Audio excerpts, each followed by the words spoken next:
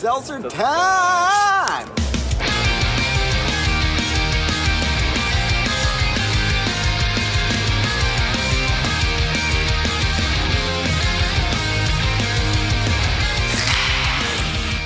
What's up, guys? We're back after our self-imposed 1 week. We took a little break. Sabbatical? We'll call it a vacation. Yeah, nice little vacation. I like how we didn't take the vacation when you actually took a vacation. We took the vacation kind of random and arbitrarily. But all right. Our vocal cords needed it. Exactly. Yeah, kept it fresh. So yeah, it's your boy Ricky, aka Dick Chuck, aka the man behind the can with SeltzerTime Time Official. Here as always with my conversation accomplice, the man with the hunch about Worcester, Travis. What is crackin', Fizzle Fiends? Welcome back to another episode of Seltzer Time. Glad you're here. Glad you're with us. Thanks for listening. Yeah. Another beautiful day in Worcester. As we stare out the windows, we are coming live from Technocopia, so you are absolutely going to hear some background noise and some other random shit happening. Can you hear the siren? Yeah. I mean, there's always a siren. Right on cue. As soon as you said that. I called that officer. I said, officer, we're going to record for like 20, 21 minutes before we actually start recording this show, and then can you just drive by? They nailed it. That was thank you, Kelsey, for dispatching the police officer. Yeah. Oh, good callback. Yeah. All right, right on nose. Yeah, we called 911 because that was an emergency to us. Yeah. Emergency content needed. We texted it to her. Yeah. Oh, yeah. Yeah, we can do that now. So welcome back. How was your Valentine's Day? Did you and Naomi have a lovely time? It was good. She worked during the day, so I went to see her, which was great. And then I worked at night, and she came to see me. Yeah. So she's great and brought pizza because that is the way to my heart. Now, that wasn't just any plain old pizza now, was it? Pizza from crust. And then what? And it had heart-shaped pepperonis. So when you told me it had heart-shaped pepperonis, I was like, all right, whatever. And then I saw the photo. Holy shit. Yeah. Somebody took the time to cut every single one of those fucking pepperonis. That's ridiculous. Shout out to Nate. It was either Nate or Anthony. I forget. I wasn't there, obviously. Did you see the picture? I did see the picture. It was incredible. That was something I would spend the time to do and then immediately be eating them for every single one I made. I would be working backwards the entire time. Yeah. They put out a lot of them like that, right? Yeah. I think that was like a major theme of the night. Brilliant. It was adorable. How was yours? Oh, it was wonderful. Sarah makes spaghetti bolognese, and she only does it like one time a year because it's a little bit of effort, but it is so freaking worth it. There you go. And then, yeah, we had a nice night here at the shop because it's Thursday night, and that's open hack. True. And then we saw Ricky and Naomi down at Dive Bar. True. And it was super cute watching Naomi just hang out. And she was talking to Mike Bertucci. Shout out to Mike P. Mike P. Yeah, he was talking her ear off about something. She was just being sweet. So they met once at Worcester Wares. We were there like hanging out. I don't know, probably buying stuff. I don't remember.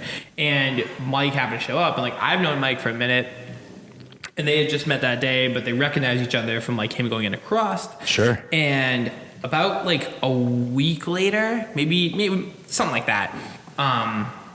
Wood Noodles had their pop-up at 3 Cross. So Naomi went, like her mom was with her brother, her sister, her fiance, like the whole squad. Wait, Naomi's fiance? Naomi's fiance? No. Sorry. I just heard it and I was like, I'm jumping on that. Sorry. So their whole family's going. Yeah, no, Madeline's fiance, Keith, best dude. And her sister-in-law too. So they all go, hanging out, whatever, 3 Cross floods. So everybody has to go outside. Wood Noodles dudes like absolutely kill it. So everybody stays and eats ramen out in the parking lot. And they just happen to bump into Mike and then tailgated with ramen off Mike's truck. Mike has a big old construction truck with a big ass tailgate. It was awesome. So I'm at work and I get this picture and she's like, "You're never going to guess who we're hanging out with." I'm like, it could be anybody. Yeah, truly. No, you're good. I'm stretching out like an ass. No, it's totally fine. I'm lounging. This is the lounging episode. And sends me a picture standing in the parking lot with Mike and I'm like, what is going on? And then all of them came into the dive. It was fantastic. That's adorable. So, yeah, it's cute. Mike, he is one of the most gruff sweethearts I've ever met. And like he just puts off this like, I'm going to bust your face in like vibe, but as soon as he has your back, he's the squishiest teddy bear I've met. I love that man. Love you, Mike That's B. me as an opposite. Oh my God. You put off these cuddly vibes, but in reality, you really just want to rip throats. Oh my God, everyone's like, she's so short and cute. And I'm like, I'm full of blood and anger. Like, it's just like that. And also, it's the shirt, too. It's the shirt, too. I would like to describe, I am currently wearing a one-of-a-kind, it's designed by one beautiful artist who goes unnamed. It's probably Banksy. We'll go with Banksy. Yeah, it's a Banksy. It is a furious kitten taking down an entire ship just like a kraken, and it's a real work of art. I wear it for the benefit of Worcester. Somebody yelled, "Unleash the kitten," and now it is attacking that schooner. Fact. So, mysterious voice. Who are you? So today we have probably. This is our biggest get. I was just gonna say, like, this might be the biggest guest we've ever had. And I know we're gonna take shit from our significant others who we just had on the episode. Oh yeah, we just had them on. Mike They weren't hard to who's schedule. in the other room. Who's still jealous? Yeah. He's jealous we don't have him on every episode. Definitely gonna take shit from Kelsey because that's what happens. I mean, Kelsey's good. It's true, but nobody is.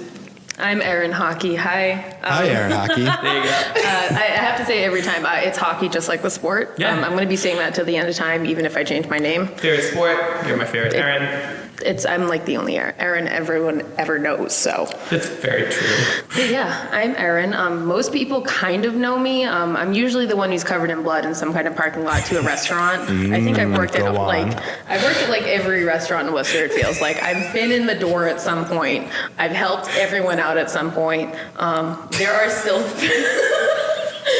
Sorry, that is the greatest. I've never heard somebody describe themselves. Yeah. I'm usually covered in blood in the parking lot of some restaurant in Worcester. I'm pretty sure during Metal Fest, we got I was at Dead Horse Hill at the time, but we got in 3 lambs, and we were doing this thing where I'd take out the entire skeleton in one piece, and it looks pretty incredible. I have the photo, and it was during Metal Fest, so the parking lot is the Palladium, and I walked out there because I was trying to do something, and it was a group of guys dressed in heavy metal battle gear, and they were like, whoa! They were surrounded. They were like, what are you doing? And You're I'm carrying the carcass? it's not just a carcass. I'm going to bring it up so I can show you. It's me carrying the entire carcass in one piece because that's something I'm specifically good at. So you can roll up the entire animal into one big roll, but I'm holding the carcass in one piece, which is Amazing. it That's looks what's like up. I just pulled it from a ceremonial body for sacrifice. Shit. Yeah, that does sound metal.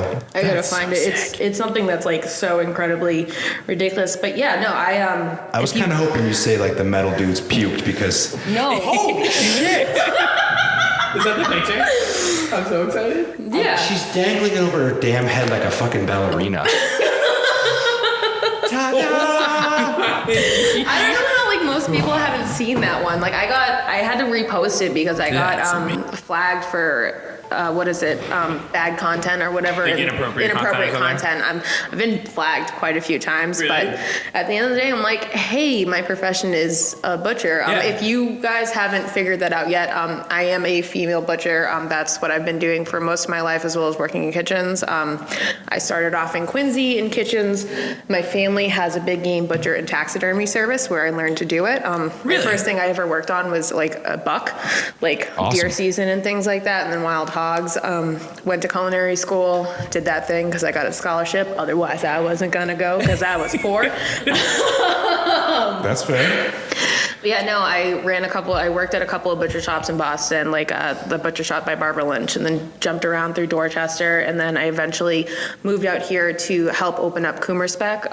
Once they were all set, I moved on to Dead Horse, and then I was over at Simjang for a while, and now I've in a weird turn of events, I'm actually working at Whole Foods. But even then, I'm still making sausage and doing small time butchery because I can't really fit a large, a 350-pound pig in my kitchen right now because I live in an apartment. Oh, your actual kitchen. I'm thinking Whole Foods kitchen. No. I would bring a pig to my house if I could. And then I mean, they always tell you buying in bulk is cheaper. That is quite literally how you buy in bulk. Yeah. oh yeah, absolutely. I used to be able to be to my boyfriend, oh, I'll bring home the bacon, literally, but not money wise because I make no money. So I'd like be able to bring home the physical bacon. Like, I made us a slab of bacon for the week. Here you go. And now he's like, well, you're making money now, but can we start making bacon again? Yeah. And I'm like, well, it tastes much better. Can we make both? Yeah, I know, right? Can you buy me a smoker first, babe? Thanks. There we go. Oh my word. That's awesome. We have plans at one point, but yeah, no, that's who I am. I got permission to announce I also will be appearing, if anyone wants to tune in, on March, I feel like I say it wrong every time, on March, pause for dramatic effect. March 5th at 9 p.m. I have been very busy, and I was on an episode of Chopped. It's all female butchers only, and that will be airing on the Food Network, the real one, where when I got the call, I thought they were talking about like chopped Worcester, so it was a big surprise to me. I got on the show by accident. We're going to get into that. Yeah, see, we're glossing over a lot of super interesting stuff here. We're going to dig back in on all this.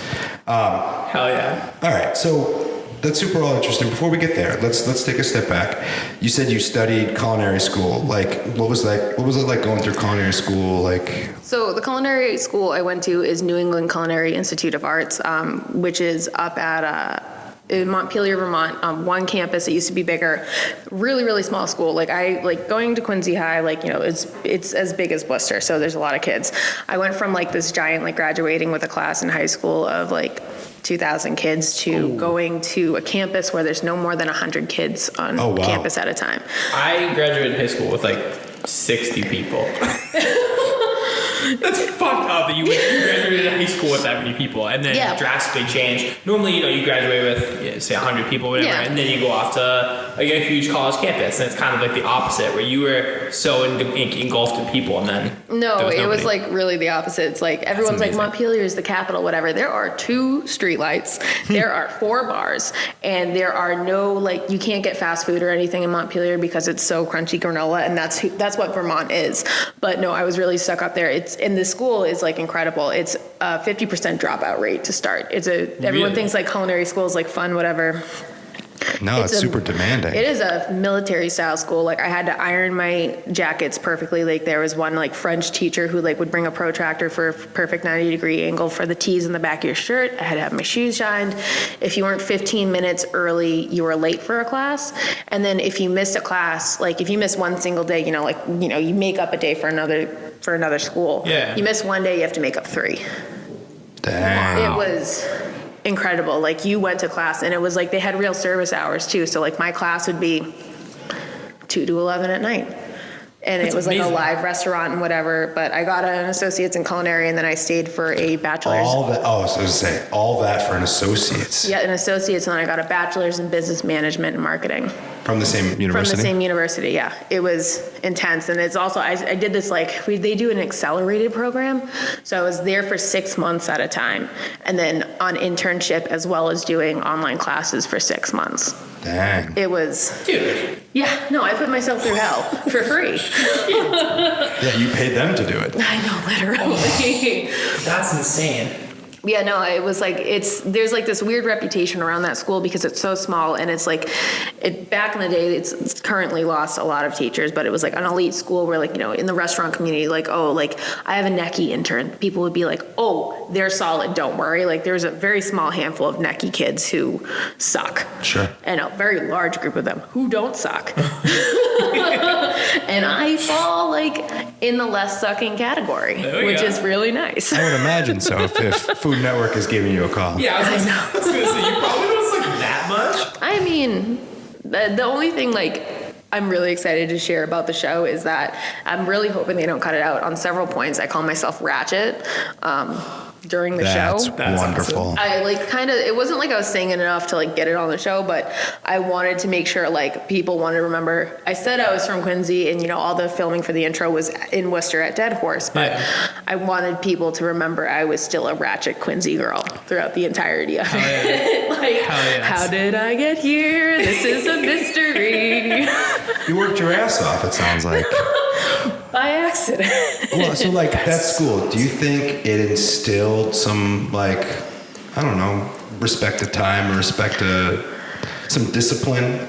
So the funny thing about working with food is like there's no prerequisite for positions. There's Right. no like, let's say you want to be a doctor. You have to have so many years of school. You have to say that you're not going to kill people. You have to know these things. When it comes to like working with food and like saying like you have this skill and you worked up, it means jack shit. Sure. Like you could like have a bad stage, like your working interview. You have a bad interview and like you just don't get along with that person and they're like, no, they're an amateur. Like they just, they could have just worked at these places on their resume, whatever, but nah, she ain't shit. All right, it's all. It's up to chance, really. That's Sure. the whole thing about food. It's 100% up to chance. Who you know. Chance for like being in a nice place. Like I would love. Can we get Chance the Rapper here? We're working on it. Stiffy Pictures knows him. Yeah. Lucas is easily the closest to Chance the Rapper we're probably gonna have. For He a just while. drew a picture of him. I'll take it. That's fine. That's the closest I can get. I'll take it. I'll start wearing a 3 on my hat. I'll put it in Sharpie. It's fine. I'm sure Respect. Whole Foods would be cool with that. Oh, dude, no doubt. They're cool with everything. I walk around with a boob on my arm every day, so it's fine. That's awesome. One of my tattoos has an open breast on it, so there are some days where I like wear like when my big store leader is there, and like I wear longer sleeves, and then when I know she's not, I'm like, let that titty out. There you go. Let her breathe. Breathe it in. My sister's boyfriend has a tattoo here, and it's his side boob, and it's just a boob drawn on his side. I love that. He's a tattoo artist, so it works, but yeah. That's fantastic. That's beautiful. He asked me over the summer if I wanted to see his side boob, and I'm like, of course. Little did you know. Yeah, little did I know of its excellence and greatness. That's awesome. So you're get out of school. You're super hungry for the restaurant industry. Like, did you definitely want to be a butcher? Like, yeah, it was one of those things where it was like one of the only things I knew how to do, and it was something I excelled at. I'm one of those people. I'm 26. I'm pretty young for all the bullshit I've gone through. Accomplished so much more at 26 than almost anybody else I know. I'm not even kidding. I always forget that you're not older than I am. That's like my favorite game to play with like new groups of people is how old am I? Yeah. Because it ranges, and like I'm never gonna get offended by it. It's whatever. It's an age. I don't care. Yeah. I'm gonna die never. So. Sorry, friend. Hate to be the one to tell you this. We're all gonna go. Growing up, I have like a pretty large family. I have one younger sister, but I have 6 cousins, and we all grew up within walking distance of each other. It's my mother's side, so it's my mom and her 2 sisters, but we all literally, my sister's the youngest at 23. There's a question mark there. She's in her 20s. She's in her early 20s. Please, someone hang out with her. I love her so much. Someone hang out with her? Anyway. I left her in Quincy. And my oldest cousin is in her very early 30s, so there's 7 of us all squished. I have one cousin who's the same age from me, but we all kind of like, we grew up around adults, and like when you grow up like that, like when I just kind of cult-like only hung out with my family, you kind of end up just really only gravitating towards people who are adult-like and a little more mature, even though I know I'm a ridiculous person, but most of my friends are way older than me. Sure. And it's not on purpose. It's just, I think a lot of people my age are fucking idiots. Yeah. I mean, I'm not friends with a lot of people my age. I tend to either gravitate older or younger. But then I married a woman that's exactly like 1 month younger than me. So we are quite literally the same age. yeah, no, Justin's like a year older than me, but even then, like, he doesn't hang out with anyone his age either. Like, he's got a couple of childhood friends, but we both enjoy, like, people who are older and who aren't gonna like call us and ask for bail. So truthfully, that's the thing that I feel like I just a certain level of maturity in my friends. And like, yeah, I don't want to deal with that kind of stupid drama bullshit. I don't want to have to deal with picking your stupid drunk ass up for the 3rd weekend in a row. Like if you call me once out of the blue every once in a while, yeah, that's a friend. Or, oh, yeah. You know what I mean? To rescue you. Yeah. That's what I'm trying to say. Shout out to Mike D for usually picking I was going to say, I realized what I was saying as it was coming out of my mouth. And I'm also, shout out to Naomi, because this past weekend, that was me again. Yeah, I realized. Been a long time, but I realized that's why it was in my head as I was saying it. You're looking at me like I never want to pick that idiot up. Like, I would totally pick you up. No, But I know. I also love shout you. out to everyone who knows well enough to call and ask for a fuck ride. Yeah. Please keep doing that. If you're Keep doing that, doing please that. continue to do that because Always a if good you idea. ever want to like actually piss me off, like let me find out that you were drunk driving. I will actually key your car. Shout out Or, to Mike like, and Naomi for making sure that even when I have bad ideas, they know that it takes a village to keep me out of trouble. Yeah, it takes a I am village in to charge. protect their idiot. I feel like you need like a new Nailed title, it. like when you do your intros, like Ricky, Dick, Chuck, whatever. I'm problematic child. Like, Yeah, no, seriously. Working it in. Problematic child is the most on-brand thing that's ever been said about me, ever. oh my goodness. I love that. Hell yeah. 26, hang out with other people. Yep. Quincy, so then so you graduated college. Mm-hmm. Did you instantly start working in Boston? Yeah, that was one of my first internships was the butcher shop by Barbara Lynch, and I kind of just gravitated towards there. It's easy living at home and just driving over the Neponset Bridge and getting into Boston and not paying Boston rent because I'm living with my parents. God bless them because they put up with that. Me leaving the house at God knows what hour and coming home at God knows what hour, just like working myself to death. They were just like, "Cool, you can just sleep here and raid the fridge when we're all asleep because we work normal jobs." Like, Right, and have regular hour lives. yeah, all of them have regular hour lives. Like my mom and my dad, well, they both kind of work at night. They work for like a data processing company. And then my sister works for care.com. So she's a nanny essentially, but she like makes like a ridiculous amount of money, like Really? taking care of the kids for like, their parents are all like Harvard professors and stuff. Like that's their clientele. So she just like hangs out in like bougie mansions all day. It's a tough life. That's so sick.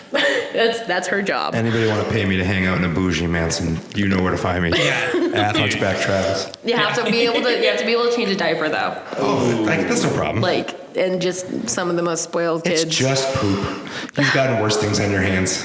I mean, You've gotten worse things on your have gotten hands. worse. Yo, she was definitely quite literally. That's just holding up a rendered sheep. Yeah. Oh, we are definitely posting that picture on the Oh, Seltzer please do. Time account. There's so many things that needs to if you happen. just like Except I'm on a scroll through, it's Photoshop like a there's so seltzer much can, stuff. so it's It's so ridiculous, and like I have a lot of pictures that I like can't post. Yeah. Because they get flagged for inappropriate content, which is I get it, but like at the end of the day, I'm not trying to shove anything down their throat. But at the end of the day, I don't get it because, like, eating animals is something that we've been doing as a species since our very earliest days. And I know we gathered before we hunted.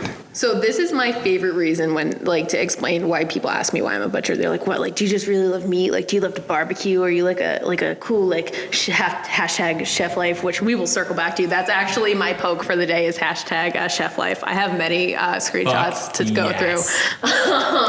But my biggest thing is so like if everyone like loves like all right pepperoni. We're talking about delicious pepperoni earlier. So like the way people originally made pepperoni and prosciutto and like saved meat and stuff like to literally survive through winter and stuff like that. Thousands of people died of botulism to figure that shit out. That is like, no matter any, I will always respect any vegetarian, any vegan, whatever, any kind of specific, like if you have dietary restrictions, whatever. Like I went for a long time in restaurants, I would not eat meat outside of work just because I ate so much meat at work and I have like a healthy fear of gout. Okay. Gout scares me. I knew someone who was young who had gout and like that is like my worst nightmare. The rich man's disease. Yeah, it's bad, and just because like he literally ate an Italian grinder every single day for lunch and then drank himself like nearly to death. It's like insane, but no, my favorite reason why I'm a butcher is like there is so much history, and it's like probably the nerdiest thing about it, but like people had to figure this out or none of us would be here at such a level to be able to have the luxury to have dietary choices. Like if we didn't figure out how to save all that animal and do whatever with it, y'all be dead. Yeah. Like that's just, That's a very good point. everyone would be dead. And like it's one of those things, yeah, we are lucky to be able to have the, dietary choices. But someone's got to remember how to do this shit. It's just like there are still sculptors, there are still painters, there are still people who do like all this intricate like awesome artisanal stuff, like especially here while we're sitting in Technocopia. Like Yeah, literally. these trades need to stay alive, and especially with something like, some of the trades that happen here fall into the luxury category. Sure. Food is a necessity. everyone needs to eat. That's point blank. Whether it's gonna be meat, tofu, or like some kind of weird algae thing that we sell like for $35 an ounce. Can I get that in my smoothie, please? Please. The hairs in the back of my neck stood up. I had to go through a class about it. It's gross. Don't eat that stuff. It like, bums me out that people forget like where meat comes from. And like as a meat eater and as a healthy meat eater, like I don't overdo it, but I know that the chicken breast that's in that packaging didn't just come that way. Yeah. Like a chicken is passed and a butcher has rendered that down to And made it safe for you to then take home. And, facts. Almost like foolproof it for you. Oh, yeah, Like hot dogs. No fucking idea. Like Hot I dogs. know hot dogs are lips and assholes. I'm completely okay with it. Like genuinely okay with it because one, we're using all the animal. It's still protein. It's still tasty food. And I don't eat it all the time. Yeah. No, there's like, I used to do this. I used to do work with the farm school in Athol, Mass. If anyone's ever interested in learning more about like where your food comes from, the farm school is a cool place. It's basically summer camp for adults, but they run programs all year round, like animal husbandry, like how to build a cabin and whatever. And a friend of mine that I knew in high school, she works there now. Her name's Allie Lopez, and she does a lot for like females in the food world and things like that. But Sounds cool. It's like one of the coolest places to go because it's also right by the slaughterhouse, one of the only slaughterhouses left in Massachusetts. And something I used to do, like if I had to go out and do a pig demo, because they would slaughter their own pigs there at the farm school, because it's literally a school to teach people how to farm. A lot of city people send their kids there. It's just to kind of give them a healthy dose of reality. Sure. Fuck yeah. But I used to once a year go to the slaughterhouse. And it was kind of like a reminder. It was like something like, I'm pretty good at keeping myself in check and like what I consume and how I talk about the animal. There's a lot of things I like to poke fun at. Like, I'll hold a neck bone like it's my dick. Like, I don't care. I will also bring up, there's pictures of that? There's a picture of that. Yes. That one's not posted on social media for good reasons. A neck bone like it's my dick. Yeah, it's a normal thing for me, but going back to the slaughterhouse and like, staying humble, like the reason why I do what I do and using all of parts of the animals and learning how to do like ridiculous things like blood sausage. Like blood sausage sucks to make, but it uses all the weirdest parts that are left over. Like that's where blood sausage came from. It was like one of those things where if I went back once a year, I'd kind of like my conversation, my verbiage would change. Okay. Like when I came back, like talking to my guests and talking to like people I was selling meat to, like kind of deal. yeah, or like reminder as to like why you got into it. I never really got too far. Like I can joke and play around, but like at the end of the day, if someone really had a problem, I had a run in with PETA once.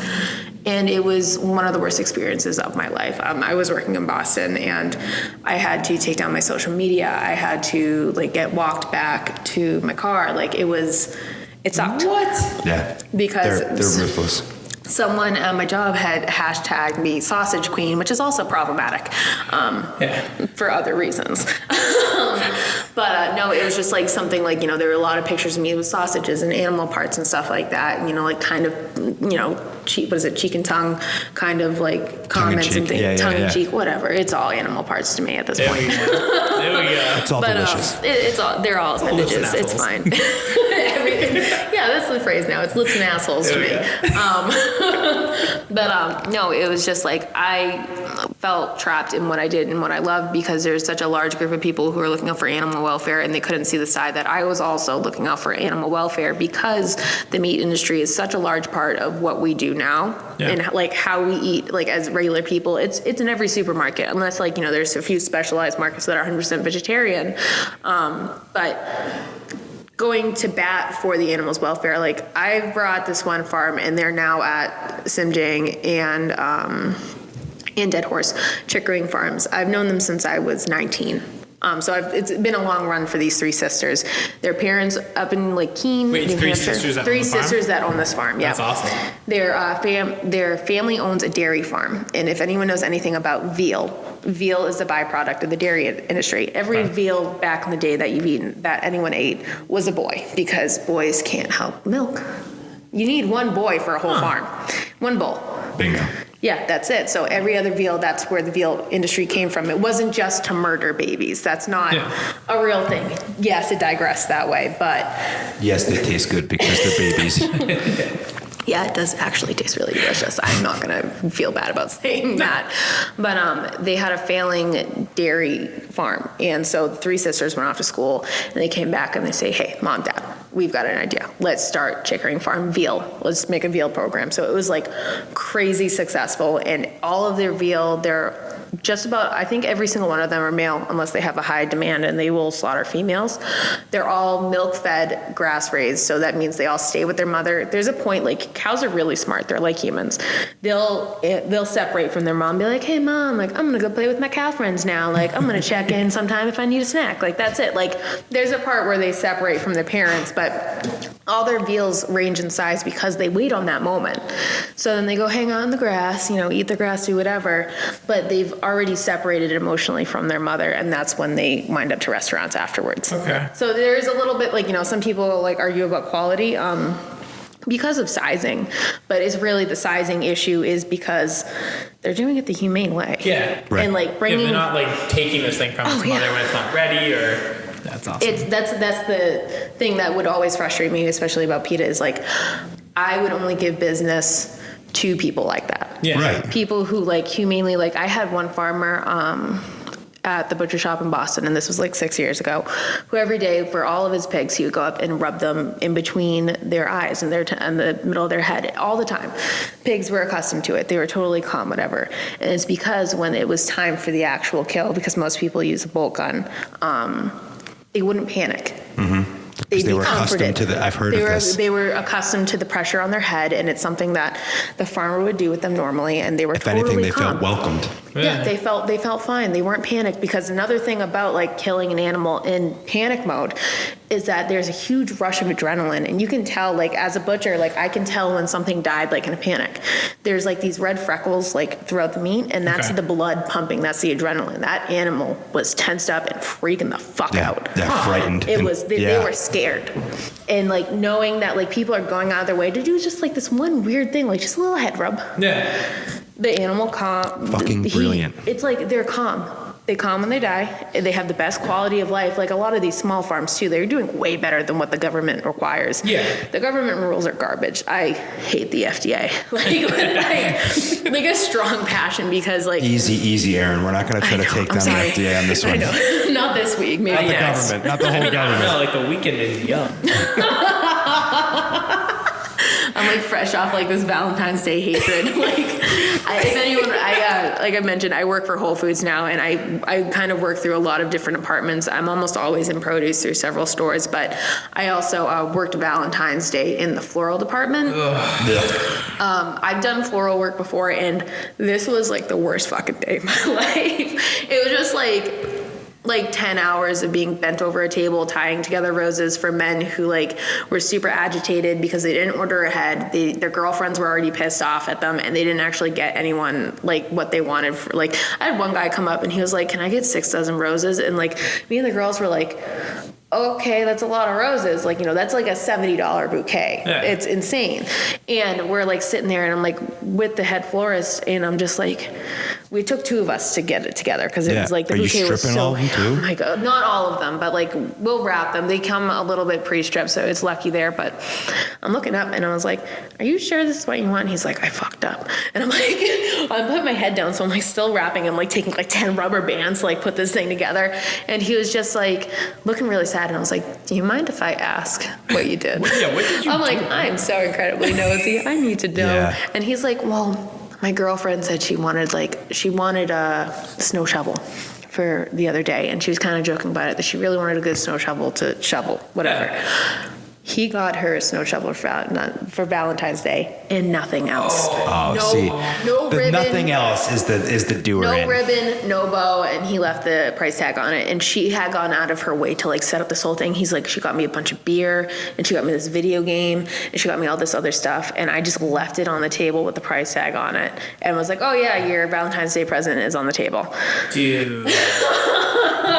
Go buy the roses, motherfucker. I was just like, I like looked at like Amber, the other florist, I was like, we need to set this guy up right now because he's gonna die. Like, he's gonna be extra single. bows and like satin. We were like, all right, we're gonna put this filler in. There's baby's breath. Like, this is for you. And I was like, the chocolate's over here, the wine's down here. Yeah. Like, there are also Band-Aids in this aisle if you need it. Like, and frozen peas over there. I don't know which direction this is gonna go. Facts. Yeah, Dude, it was Here's bad. this bouquet of dying roses like our relationship. Oh, don't even get me started. We don't do flowers at home. Justin and I really like to talk to each other, and one of my biggest things like about life is like actually being who you are and like hell yeah. no other answers. So for Valentine's Day, I got him a hatchet. That's what's up. And Fuck yeah. I went and waited. He hates waiting in lines. He thinks like the hypo for beer sucks, but he also like loves beer. I back that. That's actually part of my poke. That's what's up. But I went and waited in Treehouse and got him a whole case of Treehouse for There you go. Valentine's Day and like gave it to him that's early. love. Yeah, that was like my big thing. And then he also like he got me the Fleetwood Mac vinyl, and then he also got me Kingdom Hearts 3, which was like I've been playing Kingdom Hearts 1 on my old PlayStation 2 for the past 2 months, and then like having this Dang. like nice shiny thing, I was like, oh my god, I love it so much. This is it. That's awesome. What Fleetwood Mac album? Is it Oh, Rumors? it's Rumors, yeah. Yeah, always Rumors. It's always Rumors. It's, We stayed at a house one summer. We rent the VRBO houses or whatever that thing, and this one advertised that they had records and music to play through. So we're like, fuck yeah! Oh, so we're yeah. starting to flip through. We found not one, not two, but 3 copies of Fleetwood Mac Rumors. It's that's always how you know you're Rumors. doing it right, though. I mean, it's a solid album. Don't Yeah. get me wrong, but nobody needs 3 copies. no, you don't need 3 copies. I'm vital. Okay, that's a good point. Yeah. There's one record I have 2 of on vinyl, but there's also one record that I own on every single platform, like literally cassette, CD. What is it? Hold on. Oh, wait, are you going to guess? Is it Blink-182? I was about to ask. That would be a really good guess. I do have many Blink, both vinyl and I have like every CD ever. But no, Yeah. it's actually the Wallflowers, Bringing Down the Horse. It's their second record, like the big one with one headlight. Really? Yeah, it became my favorite CD, or it became my favorite record about like probably 10 years ago. My grandma randomly like probably bought a case of CDs Yeah. from a yard sale of a person who was probably like 15 years old in 1997 because it was like Spice Girls, NSYNC, like that whole like Mandy Moore's first CD, all this stuff. There's nothing wrong with Them Mandy Moore. jams. So I go over there and she's like, hey, like I got that CD case, like take whatever you want out of it. So I'm like, oh, great. But also, whenever my grandma bought CDs, it was usually like country records. Mm-hmm. So I was like, oh, maybe there's like a cool like Willie Nelson thing I don't have or something. So I walk over and I look, I'm like, Nana, did you take a time machine and rob like 4 of the girls from my 8th grade class? Like, it was just insane. I wouldn't have been mad. I would have been like, okay, Nana actually gets it now. Yeah, like I just would have been Nana's like, woke. Nana gets it. Nana woke Nana's woke. up. She's here. So I ended up taking the entire, like almost the entire collection of CDs. So if you go to my house right now, my CD collection is ridiculous. But that Wallflowers record was in there, and I was like, oh, like I know the 2 singles off of that song or off that CD. It was great. So what I used to do, I used to go up to like the North Shore a lot, and I would bring 2 CDs with me, and I would force myself to listen to the entire record, like one on the way up and one on the way home, because I own so many. I was like, I need to just see, like, I need what to else just is get- on this thing? Yeah, like what else is going on? So that just happened to be one of the ones I grabbed one day, and I'm on the way up there, and it literally didn't leave my car for 6 months. And it's a CD that like I liked the 2 singles, but I never ever looked forward into or looked deeper into that band. And to this day, it's my favorite record ever. And then I went out and bought it. I looked on eBay. I was able to find the cassette like still wrapped from like I think it came out in 1997. That's crazy. So yeah, I have that. I also own it on iTunes. I think twice on iTunes. Can you Yeah. buy it twice on iTunes? I mean, they're probably going With to 2 take your different money accounts. any way Yeah, you they'll want. take but- your money. I definitely have it because I had it on my computer at my parents' house, and then I bought it. I think on my phone or something. Yeah, it must have been a different iTunes Yeah. account. But yeah, I'm That's awesome. big fan of that record. I don't even know why. Oh, Fleetwood Mac. Fleetwood How Mac. the fuck did I start talking about Wallflowers? But yeah, okay. So Fleetwood Mac. back to you. Yeah. All right. So Sorry for that random. We've deep dove on your background. Yeah. I'm curious to know, with a little bit of time left before we get into the Stokes and Pokes, just what was Chopped like? Like, what did you have to go audition? Like, how did you get there? So it all started with the first Chopped Worcester over in the White Room at Crompton. Alina, who owns Sweet, where Sim Jang now is, so she's been on the Food Network a bunch. She's done like Cupcake Wars, whatever. I was talking with Alina and we were joking about it because I was super into the actual Chopped Worcester thing. Yeah. I didn't compete. I helped set it up. My biggest thing was it went to like an actual great cause. It's Jeremiah's Inn, so it's a halfway house for all kinds of people. I've had a family member who's been in that halfway house, which is super. It hit home, and I was like, oh Personal. my God. That's awesome. This thing's awesome. Like, it's a ticketed event. People love the premise of Chopped, even though it's bonkers. Like, I'm someone who never watched the Food Network because I would just like, it was one of those things, like my dad and my mom would always be watching the Food Network when I got home from work. And they'd be like, why don't you sit down and watch with us? And I was like, listen, if you just worked a bunch of hours like doing accounting, would you sit your ass down and watch a TV show about accounting? Absolutely not. I want to watch some E-News and I want some fried chicken. Like, this is like my life. I want trash. Give me visual trash. Give me visual trash, except for like Catfish. Catfish is like the best show ever. Respect. It's like my favorite show. I watch reruns. It's so good. You really? Yeah. That's fantastic. It's an emotional roller coaster. Like, you're scared. Yeah, Ricky, it's an emotional roller coaster. Come on. It's like this saying that, don't even get me started. I want you to know, Ricky, that I've like withheld, and we already talked about music, and I didn't even bring out my greatest love, and I don't even want to. We're going to talk about your greatest love. Okay, because I already have their next tour dates like saved in my phone, so I can tell you about it later. I'm so excited. You don't know about this, Travis. Clearly. Wait, remember last night when I told you what her favorite song was? And you were like, wait, in like a real way or in an ironic way? That's what That's me. right. Yeah, that's going to happen. If anyone who's listening to this knows me, they know what we're talking about already. Yeah, I was really shocked to learn you like this unironically or like genuinely. Yeah, and like when I explain it to you, you're gonna get it. It's Okay. you're gonna like feel bad for making fun of me for I don't liking think I it. actually know the backstory. I've never felt bad about making fun of it for somebody. I'll let you know about the backstory. It's not something to do with song. It's the band. Okay. I mean, other than them being musical geniuses. I think mean, you just really like Shrek. I mean, Who doesn't? who doesn't? I mean, come on, get out of my swamp, please. Nicely done.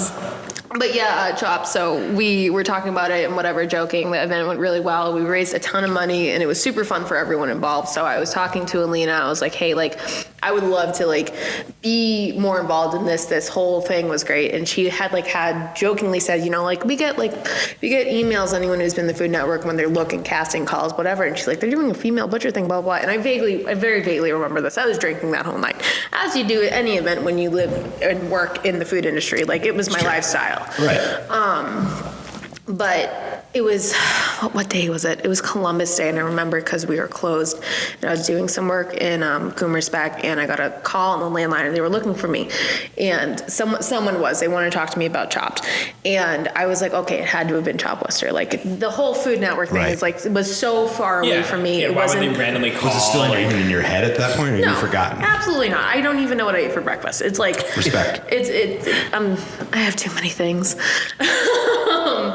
So yeah, no, I talked to them for like an hour or so on the phone, and like they were just asking me all these questions, and I was like, you know, trying to talk about like my love for community and like all this stuff. And so on the other end to them, they were like, oh my God, she interviews like so well. She's an all-star. I'm just gonna keep sprinkling those in there. But she like I'm thinking. Oh, I see what's happening. Hey now, watch out. Hey, you're on your press junket. I like it. So somebody once told you that you should be on Chopped. Yeah, somebody once told me, yeah. But yeah, no, I can see, like, looking back, like, I must have sounded like this incredibly amazing community person who, like, was birthed from, like the gods who, like, just wanted to, like, be so wholesome and wonderful. Little did they know I'm, like, not very the close. sharpest tool in the shed. I'm not the sharpest tool in the shed at all. Respect. Yeah, at the end of this phone they bring happiness. What can I say? That's why you love them. It's true. But at the end of this phone call, they're like, oh my God, this sounds so great. So like, there's a couple other steps to this, and they're going on and about all these other things I have to do. They're like, we're going to send this up to the network, blah, blah. And I'm like, what network? I'm like, is it like the local Worcester, Yeah, we're like sending it up to whatever? Are we Telegram gonna do Gazette. like a TV crew, like for like the news? And like this woman's really quiet. She's like, no, this is Chop from Food Network. And I was like, I'm on a landline. And I'm like, hold on 1 second. I'm breaking up and I'm in a bad area. So I put the landline down and I walk around like just the office and go, like, pretty exaggerated because I had to get out of my system. And I pick up the phone. I'm like, yeah, that sounds great. Just send me an email. Thanks. Bye. Like, and I just kind of like wrapped it up. It was like too weird. I had to like do a couple of videos, like I video call interviews and stuff like that. And then like all of a sudden it happened. Like, So insane. yeah, So it they was. flew you out. Did you have to do it around here? Did you do it? Oh no, we went to New York. Oh, it's in New York. Yeah, to New York, which also like the day it happened was like they give you a stipend to go stay in a hotel, which is, you know, traveling fees, and you have to get there the day before just in case there's an emergency for all competitors who go. And that morning, so I had to be at the meetup spot at like 5:30, 6 a.m. The morning before that, the hotel in Manhattan, the pipes exploded at like 2 or 3 in the morning. Like I wish I could like, and it was just like this noise that was like vibrating the walls, and I'm just like laying in bed and I'm like looking at Justin, I'm like, fuck. I'm like, this is it. I'm gonna rip my hair out. I'm never gonna make it to this thing. And this is the worst. And then on top of it, someone that I really like admired had checked into New York City, and I was like, I'm gonna lose. This person's in there. There's no other reason for this person like you're to be competing against them. I had this vague thought. I was like, this person, I'm compete. If I'm competing against something, like I'm good, but like this person's a professional, and I'm gonna rip my hair out. Like I was just kind of like I was like sitting there, and I was like in this like downward spiral, and then I smoked a little, and then I went to bed for like 2 hours, and then woke up, and then it was like a super long day, and that was it. And then you can find out what happens to me in my ratchet face on March 5th. That's awesome. So wait, it's March 5th? March 5th at 9 p.m. Food Network. Food Network. Cool. The real thing, the real deal, baby. Watching party anywhere? Is there We're thinking possibly Simjing. More if that does happen with Simjing. Yeah. Let us know. We'll definitely. Yeah, we'll know. shout I'm it sure. out on the social. Probably. I mean, I'll definitely be there. Yeah, I'll sure be we'll be there. there for Ellen sure. Benson will put it on blast because she's a sweet, sweet She angel, is and the I love her greatest. so much. And I haven't seen her in a long time, and I need to because I'm her being a bad. yesterday and the day before. I'm very jelly. It was awesome. so jelly you could put it on toast? I might even see her later. Literally. And then if not, they might also be showing it at the bar at Whole Foods because the Whole Foods is in Shrewsbury on Boston Turnpike. That's my home station. So I'm often there if anyone needs some information about how to pick a melon. It's a Thursday night? It is a Tuesday. Tuesday. I can go. Oh, I was That's how gonna I say. know. That's how I know. the date is. Well, That's I was how about I to tell you, if it's a remember. Thursday, I will get a projector and we'll figure out a way to project it on the wall of the Oh my dive God, bar. I'm going to be drinking heavily the entire time. It's just like one of those things. It's not that I feel weird about like seeing myself on TV, but like there are things that I do. Like here's said picture of me holding a neck Quite like lovely. a dick. That's it's fantastic. things that I like am doing in the comfort of my kitchen fellows, Yeah. and then doing it on national TV. I didn't really find a separation there, so I just acted like an idiot the whole time. Whatever. It's how you I'm make sure it's cool. going to be, yeah, exactly. gonna I'm be sure funny. it's very, I can't wait. I narrated myself out loud the entire time. It was bad. So I'm fucking Just like excited. out of nerves. And then This like is awesome. shout out to Mikey Wentz, CDC of Simjing. One of the things I said constantly throughout the show was I'm going to throw up, which is one of his signature like catchphrases. Really? It was to the point where like someone pulled me aside. They're like, okay, so we need to know if you're actually going to throw up because you're saying it an awful lot.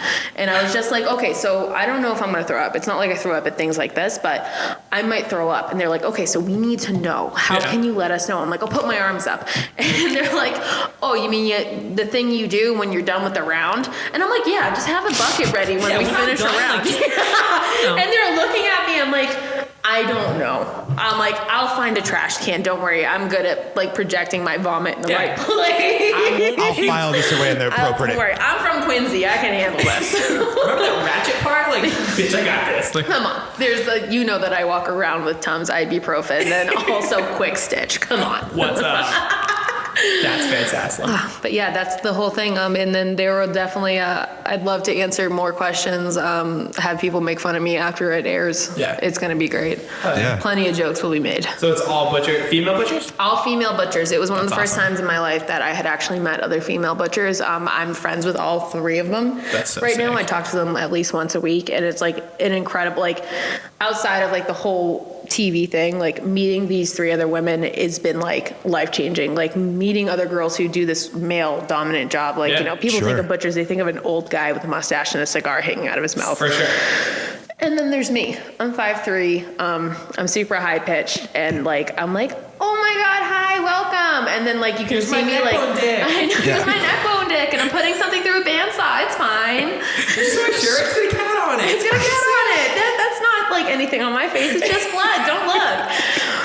So I have like no experience in the actual like food industry, but I loved Anthony Bourdain's book, Kitchen Confidential, and in that he straight up shout outs any woman that can able to stay in a kitchen because it's such a male-driven testosterone It blows. fuckface. It blows. One of the biggest things like that I think I ever saw was at any given day, a dude can come into the kitchen and give 80% and coast by. If a woman comes into a kitchen, and I can except in recent experience, and I can attest to this for pretty much my whole life, if I gave anything less than 140%, it was noted, and Yeah. it was brought out, and it was dragged out, and I was less than. That's And I fucked. can say that in about, other than I'll say like really, except for like Dead Horse and Simdang, and like maybe like 2 other places in my life, that has been so prevalent in my life. Like I had like, it's something like my boyfriend doesn't work in the food industry, he works in the medical industry, which is great. It's nice having contrast. doesn't need to know. He doesn't need to know. But like, I remember like trying to explain to him like about places I'd work and like the reason for a certain neurotic behavior I had.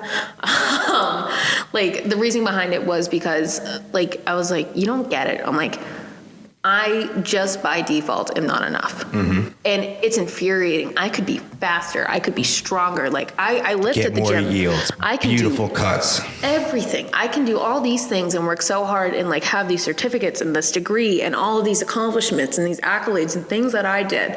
But because I've got 2 boobies, it's And a neck dick. in a neck dick. Don't forget my neck Yeah. dick. It's pretty girthy. It's There's bigger plenty than of every men other in guy. the It's industry like with the boobies. size of my forearm. Smack a dude with it.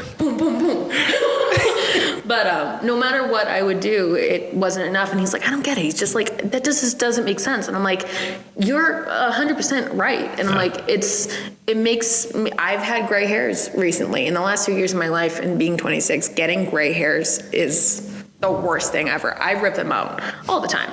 I know you're not supposed to do that, but like Whatever. going through that and like realizing the impact of that and how it bothers you, Yeah. especially as a woman, not that I have extra feelings because that whole idea is bullshit. It's just like, why are we doing this? Yeah. I just want to make some food. I She just is a wanna person that is feed. kicking ass. You should give her respect regardless of her gender. Yeah, I Yeah. love it. Anyone Yeah, should get any respect. person. If you're busting your ass, if you're out there doing the damn thing, shut the fuck up and give them respect. Yeah, I want to like be the Oprah of respect. Like, you will get some respect. You will get some respect. Everybody get some respect. Because there's none. I want to be the Oprah. I want to be the Oprah of respect. Please let me give it. Sick. You get your own magazine, TV network. What's up? I would love that. I want a Respect Gale. network. Hockey Actually, magazine. no, I have a Gale. Anna might McInnes throw is my people Gale. off. Anna Who is McInnes is my Gale. Oh, no doubt. Yeah. Shout out to Anna. Shout out to Anna. Anna, I love you so much. Please, just come over and hang out with me and drink wine. I miss you so much. I'll see you soon. Sweet baby girl. Sweet baby girl. I love that. It's true. She's a babe. She is. I love her. Anna's the greatest. We go to see Frank Turner every time he comes around now. It's like our thing. It's a good thing Did to I be. just tell you my little fun Frank Turner story? No. So we were at the Anna there? No. Oh, I don't know. I'm probably. surprised she probably was She there. probably But was. my dad was. Okay. My dad and I went and saw them. Frank Turner open up for holy shit, I can't think. Social Distortion at Boston. All these woods. At the Boston. House of Blues, thank you. Gotcha. And it was the night he was recording, Frank Turner was recording stuff for Hear ye, Oh, friends yeah. and Romans country. That one, Yeah. where it has the big cacophonous, like, Yeah. he recorded that at Boston, at the, oh my God, whatever I can. House of Blues. Thank you. I got you. Recorded at House of Blues off the demo version, not the studio version. So my dad and I joke and say that if you listen to it really specifically, you could hear my dad's voice. That is Long way amazing. around of saying, I wish I knew words. And I'm then, trying to think of the name of that song. Words 'cause are it's hard. literally like one of my top, probably 3 favorite songs ever. And I can't. I still believe. I keep wanting to say "Get Better," and I know that that's not it. That is another Frank Turner song, but that's not the one. That's we're not talking the about. song. Yeah, Ah, fuck. love Frank Turner. Sorry I let you down, Anna. Anna's gonna be listening to this and be like, "This fucking idiot has Yeah, seen Frank Turner." these both. Like, I've got to be over it 10 times now. Yeah. Holy shit. I know my Frank Turner, and I had a You know your It's Frank okay. Turner discogging. It's fine. had a moment. Don't Jumble worry. it all up. Everyone has moments. It's the microphone. It makes you forget everything. It's true. It's like Yeah. a big robotic dick in your face, and you just forget things. You just don't know what to do. You're a little nervous. You don't want to get close, but you kind of do. You're a little You intrigued. smell weird, microphone. I like it. Where have you been? What do you taste like? Like, oh my god. There's been so much dick talk on this episode. I know. It's been It's a like- lot of wiener talk. So wait, I mean, so that's my thing. I mean- wiener talk. whatever makes I everybody just make comfortable. sausages. Who isn't comfortable talking about dicks? We're actually changing the name of the show from Seltzer Time to Wiener Time, That's okay. I am down. and it's just helicopter dicks. So Done. my little 4'10" and a half foot tall wife will chase me around the house going, helicopter dick, helicopter dick. One of my favorite things in the entire world. That's fantastic. Oh my Me and god. my Love you, team, Sarah. oddly enough, had a conversation about helicopter dicks last night at the dive. Because I was Can you- telling him about my Sunday, which poor Naomi had to deal with me and Porter outside of Dead Horse, blackout drunk. And I was like dancing, like wiggling to the people who on a Sunday night at like 6:30 were just trying to enjoy their dinner. And, These civilians. Yeah, which Regular people. they didn't deserve what they were seeing. They deserve that and more. They were in blistering. Also, Jared, if you listen to this, I'm so sorry. I was so drunk on Sunday night. I can only imagine how annoying that was. Like, I know me, and I know how annoying it was. I'm so sorry. I love you so much. You whipped your dick out at I those did people? not whip my dick out. Good point. Thank you for bringing that up. No, I did not whip my dick out. But the way Porter and I were dancing was very reminiscent of what would be helicopter dick. To the poor people who are just eating their dinner on a Sunday night Oh at Dead my Horse. goodness. It was awesome. I sometimes wonder how hard I have to spin it for it to just lift me off and take me away. The answer is harder than I can spin it. It's usually hard That's enough where it's going to detach. Yeah. Yeah. That would Lose it, and I gotta trace Yeah. it, and then I gotta make a poster Well, for it. Have you- you seen this dick? Have you seen? There's a Netflix movie called Member.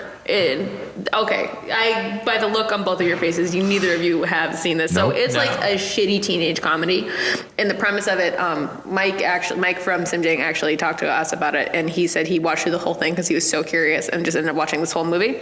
So the front of the movie is the eggplant emoji, and it's called Member. And the premise is a bunch of these kids, they're hanging out, they're like seniors in high school, whatever. I still haven't watched it. I'm very curious, but I haven't gotten that curious enough. I'm sure like a couple of drinks will get me there. We could watch this at Simjong before your episode of I'm Challenge. pretty sure that's not family friendly. I don't know. Maybe it is. So the premise is all these kids go out and they go camping, and some kind of accident, one of the kids likes one of the girls, and he's trying to like impress her, and he cuts his dick off. And it's the wacky adventures that ensue where they're trying to get the dick on ice and the kid Get to the hospital, the but dick on ice. they're stuck in the woods, they're lost, some kind of animal gets a hold, they lose the dick at some point, and they have to just get the kid and the dick, and then the girl he likes has the dick. It's like this crazy teen adventure, and he was just like, I wasted my life watching this, and I'm like, I might need to waste my life watching this too. Honestly, I think I need to watch this. I have so many jokes. One, it would be fitting before the episode of Chopped. Oh my god. I would say the name of the episode is Meet Your Match, and it's MEAT. And there's definitely points in the show where I'm like I don't know if it was on purpose or if I just blacked out. I'm just making meat puns over and over again to try to stabilize myself and get through these challenges. That's what's up. But it's just it's full of puns. That's awesome. Yeah. So real quick, so you went from working in the kitchen for years to Whole Foods. Yeah. Drastically different life. Like, Yeah. how So the fuck did that happen? a lot of things happened all at once. It was like kind of this, like, I can't really pinpoint like one big thing that had me make this decision. Like, I wasn't having a good time with the amount of hours I was working and then trying to also have a serious relationship at the same time. You know, like, I live with Justin and it's great and we love each other dearly. I ask him to marry me once a week and he says I have to wait. It's bullshit. I keep having to change my appointment at City Hall.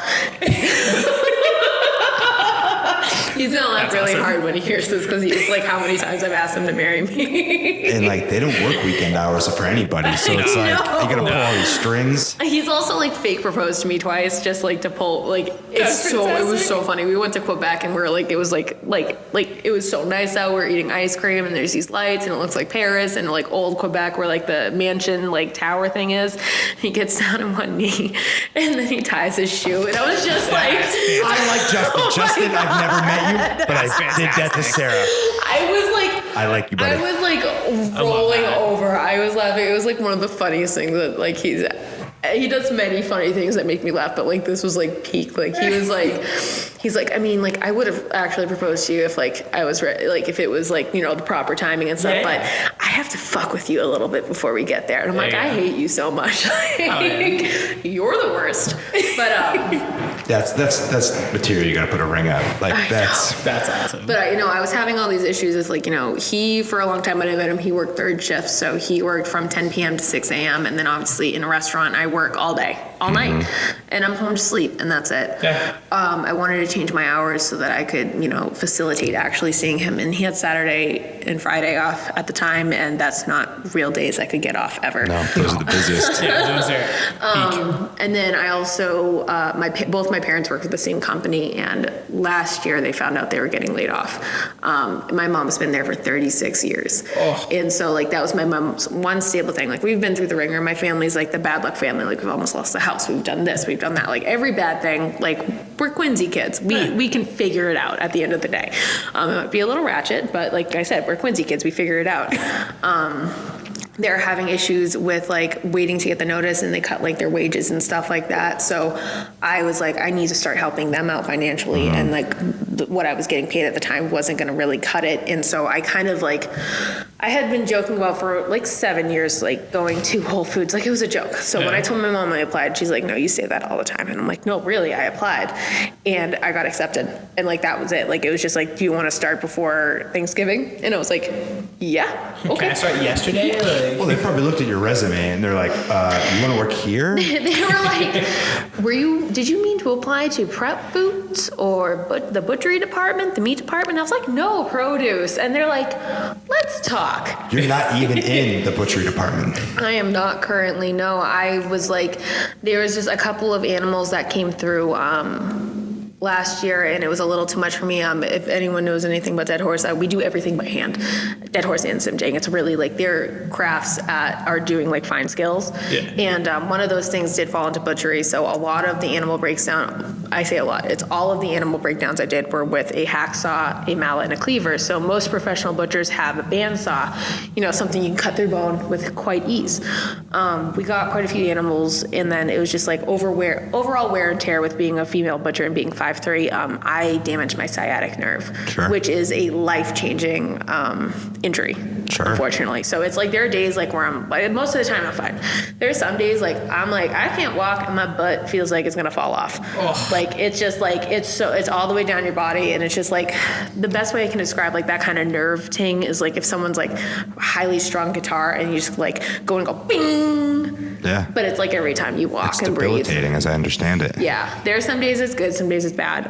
Mostly good days. But yeah, no, I had to just take a break for a little while. Like there are things I miss, but there's also this huge advantage of being out of the food world where I get to actually cook at home. I haven't done that since I met Justin, like back like almost 2 years now. And cooking at home is like life-changing. I'm like, I like this. I actually watched the first food kind of show on Netflix, flavors of origin. It's in Chinese, but there's English subtitles. It's in about this one small Chinese province. But I sat down and watched this 30-minute episode, and he came in. He's like, "Are you watching something about food?" And I was like, "Yeah, I think it's time." And he was like, "Okay," because it hurt me. I was burnt out. I didn't love it anymore, and I'm trying to fall back in love with it. So it's this weird thing where I have to distance myself through this one thing that I love and feel so passionately about. And really, it's one of the things that I really know how to do well, other than parallel park.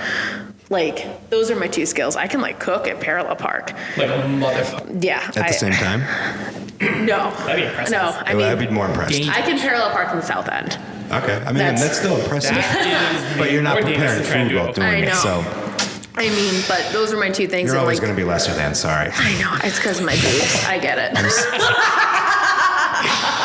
So not true. It's not true. We're fine. I'm not offended. Okay, good. Stop yelling. Don't. Wait, what did the kids yell? Don't at me, bro. Yeah, don't at me, bro. Don't at me, bro. Don't at us. I don't have a Twitter. If you see a Twitter for me, it's fake. I have a Twitter. Don't at me. It still might be fake. Mine's real as fuck. I tried to make one, but then people kept following me thinking I was a hockey sport kind of thing. And then I was like, no. I have I'm nothing to do with sticks or ice. I mean, in the winter, yeah. Sure. I love sticks and ice. There we go. Meat. In the summertime, not so much. I mean, unless it's ice cream stick and ice cream. That would be the only exception. Sticks and ice. Not that kind of stick and ice. Fuck yeah. I'm not here to puck with you. Ooh. It's getting bad. Let's just skate right by that pond. Nice. That was my new favorite moment of the entire show. Oh, you're welcome. Just kidding. But it's up there. That was really good. I'm a hockey guy. Just kidding. Just kidding. Love that. Stoked folks. All right. Hey, Solon, hit us with it. Stokes and pokes. All right. I'm going to go first this week. So, my poke is kind of a... So I wasn't really sure how to attack this poke. I've had a long day of thinking about it. So my poke is kind of a general poke in terms of how people kind of push where they go. You know what I mean? We got a lot of new restaurants and a lot of new bars and things like that opening, and that's awesome. And it's rad. It's great. I'm sure they all offer something. It's especially after talking to you and hearing more and more and more about how I already know Dead Horse and Simjong are spots, you know? Yeah. I love those guys. I love their food. I know everybody that works in both places. It weirds me out seeing all these places open, and the initial reaction from a lot of people who have a lot of followers and stuff like that is, this is the best place. You gotta go here. You gotta go here. And then they don't even go back there though. You know? Yeah, that kills me. Yeah. It's the influencer thing. Exactly. And it kind of reminds me a lot of beer culture, where it's, hey, this brewery is awesome. You've never been there. You've never had their beer. And then once their beer is then everywhere, it's, have you heard of this place that you've never heard of? Oh, it's the newest trend. It's the fad. Everyone wants to be one step up above each other.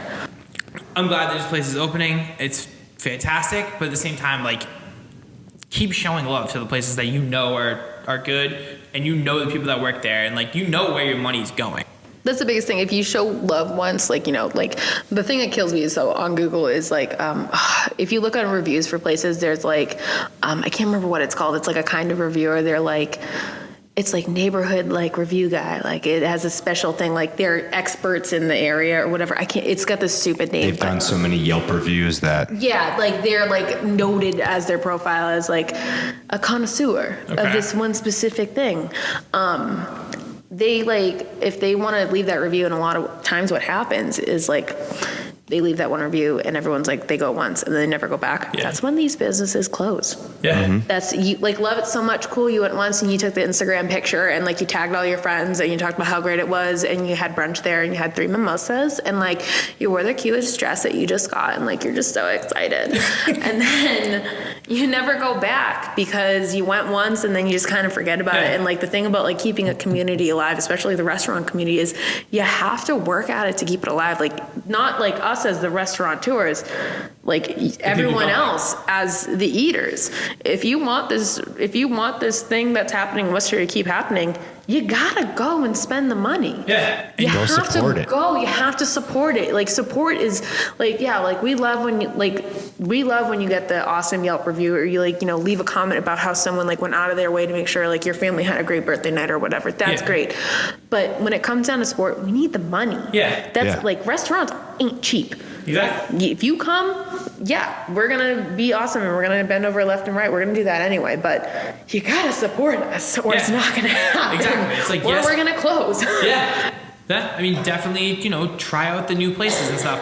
But like maybe the following week, go back to a spot that you know treats you. There is a drastic difference between the way you're treated at Simjong and Dead Horse and Armsby, like places that, you know, they get to know their regulars. There's a reason why they're full of regulars every single time you go. Oh, yeah. You know the staff, but you also know like 5 of the fucking people that are sitting in there because every time you go, 2 of them are there, you know? Yeah, they're a community establishment, not just some restaurant. But they're also like, you know, the people that work there because they're out in the community at other events. They're at other restaurants. Yeah, they're supporting their own lifestyle. That's what it is. You see places open and you don't know the people that work there. And that kind of weirds me out because they're not that far from other places that I go to constantly. But there's certain places I walk in, I'm like, do you guys come from somewhere else? Like, do they bus you in to work? I know everyone and I don't know you. So can I you know like, literally everyone. I know everyone. I'm Mr. Worcester. My name's Ricky. And like, who are you? You know how most people write their name on their underwear? I write Worcester. That's how Worcester I am. Who the fuck are you? No, I'm gonna keep blood. What are you? Sorry. No, so my point is just the people who are so fascinated with being the first one to find the next thing, but then they don't even show it love again. It's just a real quick, like... No, they're doing it for the gram. Yeah. They're not doing it for the love of the industry, the love Exactly. of the people that actually put the food together. Exactly. Go to a place that cares. Just fucking respect the place. Go back. Show it support. You get some respect. We are Bring the back owners of Oprah. everybody gets respect. My Stoke is actually a skateboard company. I don't skateboard at all. I haven't skateboarded in like 17 years. But I came across this company called Illuminati Boards. They're awesome. Like, just their designs are sick. They also are officially licensed. What's up? Oh no! She's getting ready for. She's waiting for you to being done talking so she can No, start I talking. don't. I can't do anything on my legs other than walk. I feel you. Yeah, so Other than walk. they've done boards for, they're officially licensed by the NHL and the NBA. And I don't know, I just think it's like the coolest thing ever. And I hope someday to have a house that's full of skateboards that I can't use. I just want to hang them up. Skateboards and guitars, the 2 things that I've never learned how to do. I want Skateboards to do own look cool and hang hung up. up. So, Would you put trucks on it? Like, would you? Nah, fuck no. So you don't want to wreck the No, I art. just want decks like everywhere. Yeah, respect. Sick decks. Sick decks. Decks on decks on decks. My deck? But yeah, so shout out to Illuminati Boards. That's all I got, really. Erin? I would like to start off with my Stoke because I'm super excited. Unacceptable. That's fine. Yeah, do it up. Shake it up. That's what my grandmother says at bingo, if anyone wants to know. When Shake she's it up. not winning, shake 'em up. My grandmother calls me a dirty dog. If I'm beating her at anything, you dirty dog. My grandmother says the worst things. I go to bingo, and I haven't gone to bingo in a while because Bammy scares me. But yeah, shake 'em up. My Stoke is, so I live in Sterling. I'm not in Worcester anymore. I lived off of Park Ave before, but Sterling's right next to West Boylston. And so my biggest thing is I don't often get out to actually, it's like once in a blue moon, I will go see Ricky at like 5 o'clock. Like we're the only, when you open? yeah, like I go into the dive bar when they open, and then we leave just as the first real customers are coming in because Awesome. like I get up so early now for work. I work like the real morning shift, so I get up around like 4 a.m. most days now. It's a big, I go to bed early though, like it's big life change. But my biggest like Stoke is, so I found out Mass Live did an article about this bar opening up called Recess. Yeah. My biggest thing is like at bars, like, you know, like the Pint has like, you know, like you can play Jenga and their games, and like other places. I know they have board games at Wormtown. Three like, you know, Cross, it's Redemption starting Rock, to they all be, have 'em. yeah, it's starting to be a normal thing. Like people doing stuff and interacting with each other and like actively using their brains and doing stuff to like have a good time while drinking. So Recess, like I said, Mass Live just did an article about it, and it's going to be in West Boylston. It says a 20,000 square foot space will feature life-size chess, checkers, Connect Four, and many other classic games, a field for wiffle ball, kickball, and dodgeball, and a space for TD10 pin, a football bowling hybrid in which players throw a football 40 feet to knock down 10 bowling pins. I am so fucking excited. It's like a big adult kid park. It's a kid park, and it's a bar. Yeah. It's gonna be crazy. So like they have I also axe like throwing. all the things, and it's so I'm looking at their website. It's recesstake2.com. So Recess, just like the old kid show, just like at school. It says the kid show, the classic show. King literally, of Recess. their thing says Recess Take Two, drink, play, fun. We're bringing fun back. Construction is almost complete. We'll be coming to West Boylston, Mass, very soon. I'm like just so excited because like my biggest grievance, it's kind of like a stoke and a maybe baby poke. Is like when we sit and drink, we just everyone ends up bitching. Yeah. When you drink, you bitch. It's like, it's a natural reaction. As a bartender, I actually can vouch for that. Yeah, people I hear drink. lots of bitching. They drink and bitch. But like doing something productive, like interacting with other people, that's awesome. And like having like a space to facilitate that. Like I've driven out to Quarters in Amherst. I don't know if you guys have ever been. It's like a old video game bar. Okay. Yep. It's dope. It's like amazing. Fun Spot up in New Hampshire. It's awesome. And then there's a couple other places like in like Burlington, and then there's another one, I can't remember the name of it, that's in was it Hadley Quarters, and then there's like State Park in Cambridge. There's the Kendall supposed Square. to be one coming to Worcester. Yeah. That's super exciting. Like that stuff, like Simjang has the 3 games upstairs, and that's awesome. But like having a whole place like where like no kids allowed, like there are things I want to do in my life before I have children, because like I don't want kids to ruin it. Like I love kids. I have a niece and 4 nephews, and I love them to death. They're fun ages, whatever.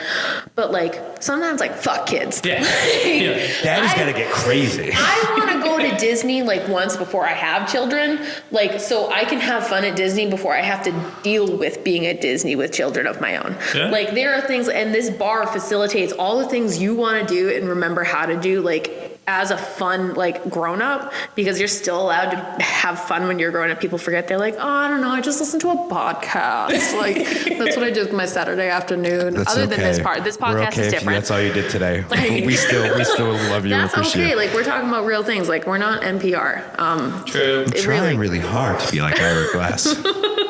On this episode of Seltzer Time, we're going to discuss community development. We're exploring the theme of blood and things you can use as a penis. But yeah, no, that's my stoke. It's like this one bar that's opening up, and then also As a kid from West Boylston, it's super exciting. Very excited for that. And then also, in case anyone was really wondering, we've been kind of talking about it most of the time, but my favorite song in the entire world is All Star by Smash Mouth.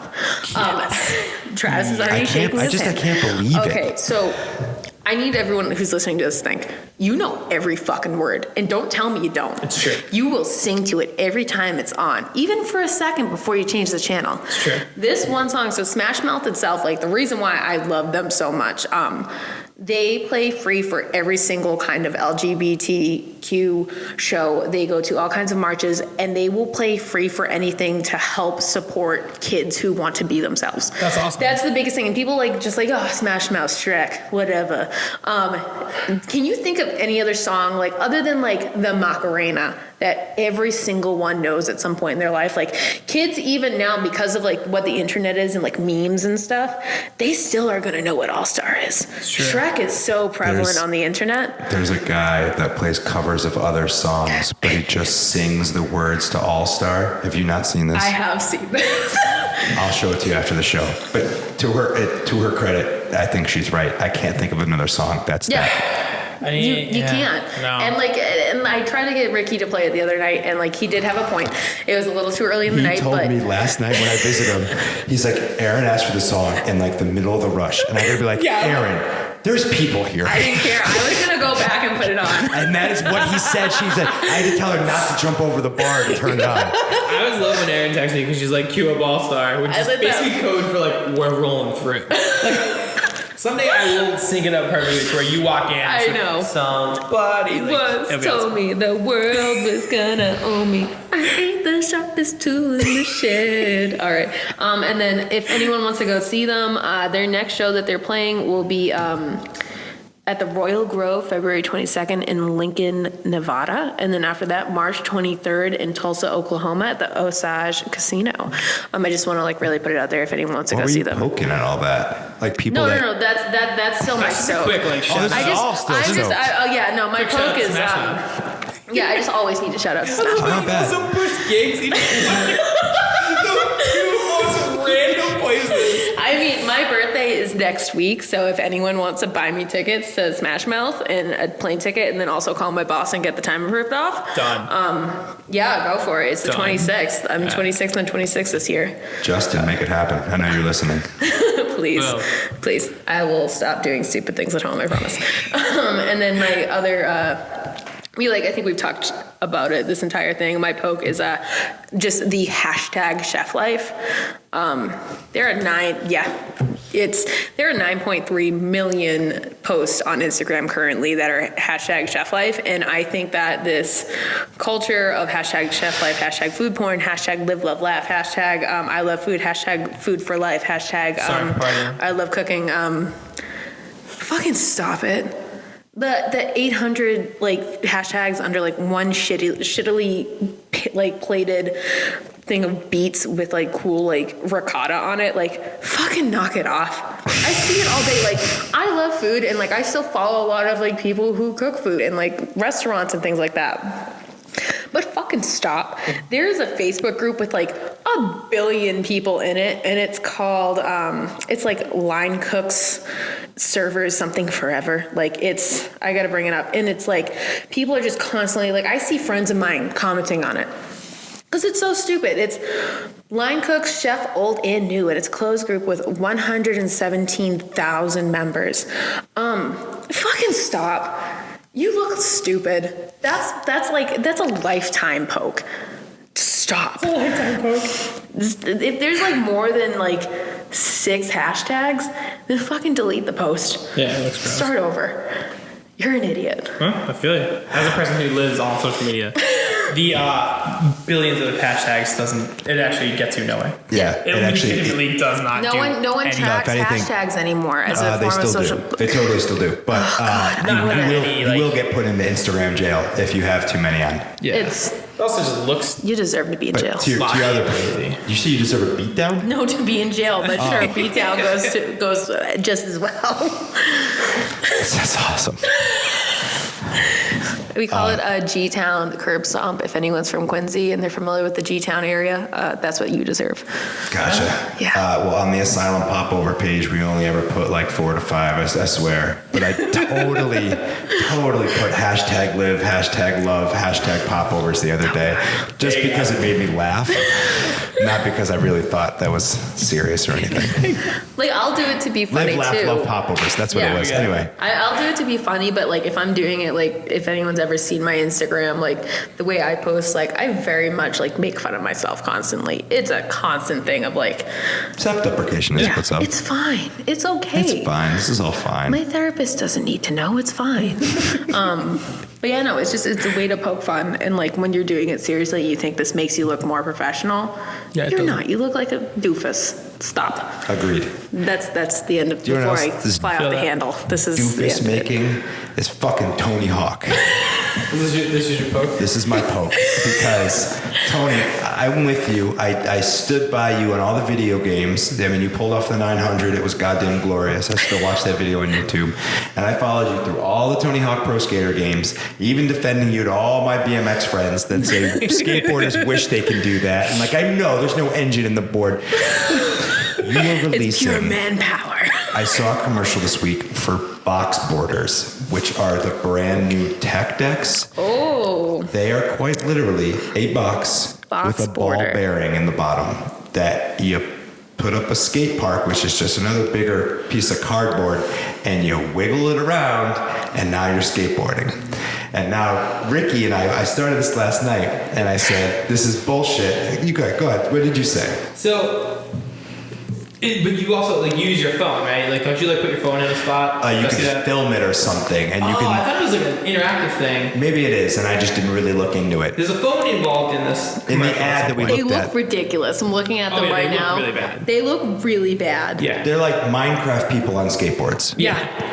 If it's a phone, if it's a phone related, like if it's an app thing and you just kind of place your phone in front of this cardboard thing and it does its thing, I get it because you're adapting to what kids are doing now. Like kids are on their phones, they're not going to play with like a handheld tech deck like we used to. I also haven't looked that much into it. The only thing I saw was what you showed me last night. Yeah, no, and I respect the hell out of your opinion because I think you're right. Like, kids are using their phones a lot more, and he's fucking brilliant. He's a brilliant business guy. I'm not going to take that away from him. I'm just saying that this is the new fucking Pog. This is the new fucking fidget spinner. This is the new fucking Beanie Baby or every one of You those. leave Beanie Babies alone. Oh, they retain value. Don't you true. know? I love that. Make Beanie Babies I great love that again. Reddit post of the couple that's out in Florida during their divorce, and it's a man and a woman on the ground separating their Beanie Babies. Oh my I get god. tagged in that like I don't know at least once a week. Yeah. Because during the last presidential election, I thought it would be really funny to not take anything seriously, and instead of doing "Make America Great Again," I now live, laugh, love by "Make Beanie Babies Great Again." So now whenever anybody sees Beanie Babies, I get tagged in it. I'm not even kidding you. It's all The about most that time random love. people have sent me pictures of their Beanie Babies. I'm like, I don't actually fucking care. This is just me making fun of like. If it's not the Everybody Princess does. Diana bear, it's not worth shit. That's It's true. My not. mom has that. It's not really worth that much though. It's not really. I was just Haven't kidding. you I seen just Broad assumed. City? No. No. There's one episode of Broad City where there is a form of currency and they end up giving away a Beanie Baby that ends up being worth like 30 grand. Really? Yeah. That's what's That'd be up. so Yeah, sick to but have like you don't that. find out till the end. But Broad City also like hits me in a good spot. Those ladies are very Too funny. real. Too real. They did the Wing Show recently. They were really good on it. Hot Ones? Hot Ones, yeah. I still haven't watched that. Remember we talked about it? Yeah, it was insane. good. You should check it out. I'm This is the stoked only on it. podcast I listen to other than Pop It Lister on occasion, but There we go. it's mostly because I'm just listening to Smash Mouth constantly on You replay. just can't get it off your radio or I long just enough. can't. I am the all-star. I'm stoked about that, and I'm stoked about how the weather's changing, and the trail by my house is now walkable again. There we go. Yeah, and I know it's super simple, but there's a cool trail by our house that leads all the way to Providence, supposedly. And for just a bit, you forget that you're in Worcester. Like, you're trying to buy trees and some running water, and That's awesome. That's when I felt that when I moved from Worcester to Sterling, like I'm paying the same in rent. And with that move, I went from one parking spot, this dungeon-like cellar where like the heating bill was more than my rent bill in the winter. It was gross. like, it like put us in the hole. But I went from like Worcester where I'm like, okay, I'm paying like $1,000 a month, whatever. Like this is my life. I live in Worcester. I went to Sterling. I have 3 parking spots, a backyard. I have access to a trail. I have free care for my pets. And So then sick. I also have a fire pit. nice. And no neighbors. That's what's up. That's the best part. See, that's the thing I want. I want to move out to the air. Like, I think I see us staying in Worcester, but I want to move out to the edges where I can walk outside and not see my neighbor. Yeah. It's That so would be nice. lovely. It's an 18-minute drive from And I Sterling like to my here. neighbors too, So but sick. It's 18 minutes. Yeah. And really, that's like any kind of downtown traffic. It's going to take a half hour plus to get anywhere through Worcester. Yeah. 18 minutes on the highway. That's it. Awesome. That's it. It's so nice. And I'm right by Rhoda Springs, best ice cream ever. Oh, dude, they open March 3rd? Yeah, I have it on my calendar at home. Fuck yeah. I just No, thought I my brother buy always- a lot of my vegetables there. Like I can through the Really? summer and stuff like that. But I frequently go to Rhoda Springs. Their ice cream is the best ice cream. It's the place. 100%. that's awesome. So yeah, stoked about the walking trail, poking Tony Hawk and his tech decks, or his box board. This is absolutely officially the longest episode we've ever had. No doubt at all. It's the most dick talk we've had, the most blood talk we've had. Yeah. It's been the a only bloodbath. person that's been on TV that we know of, on like a Facts. major TV on show. like real TV, not like Charter 3 News. I was on, okay, well, real quick, to be fair, I was on The Prophet with Marcus Lemonis. I don't even know what that is. I didn't know what it was until I had to be on it, and I still I'm not really quite sure what the hell happened. I was also on it for like 2 seconds. But, I was on Empire, and I hired some people to. were you really? No, never mind. You guys aren't topical. You don't know what's happening. Never mind. No. Oh, with that dude? Yeah. Oh my God. I was trying to make a shitty joke, and it just wasn't good. No, I know what you're talking about. It just wasn't a good joke. Sorry. All At right. first I was With like, that, I'm going to be done. I've never watched it. I do know what you're talking about. Yeah. Like, don't forget, I'm also not famous yet. And like the best part about that Yeah. was the day I found out when I could talk about like when the date was for the air date, I also had food poisoning. So like there was like a portion of my night that night where I was like throwing up into the toilet and like yelling at Justin saying, famous people get sick too. Like I was like getting violently ill. I was just like, where's my agent? And like trying to getting sick isn't really my thing, but like, it's no one's thing. But I was just like sitting there laughing and puking at the same time because I was like, I'm famous. This is a poor people problem. Like That's awesome. as I'm like trying to take my store brand like anti-nausea medicine and sipping on off-brand ginger ale. That happens. Man. I'm glad you're feeling better. All right, it was my own fault. It was old fried rice in my fridge. I should have known better as a professional. There you go. Hashtag I'm a chef. So you could see that chef on March 5th at 9 o'clock. It's a Tuesday night. Yeah. And If there's going watch to be her a on viewing Chop. party, we will definitely be posting about it. Yeah, we'll don't be worry. there. I'll be there, hammered. Ish. Not to party too hard, but like, I I'm don't gonna know. party hard. I took the next day off, guys. Cool, all right, we're partying hard. I'm partying hard. Come find Erin Hockey somewhere. Don't forget to bring snacks.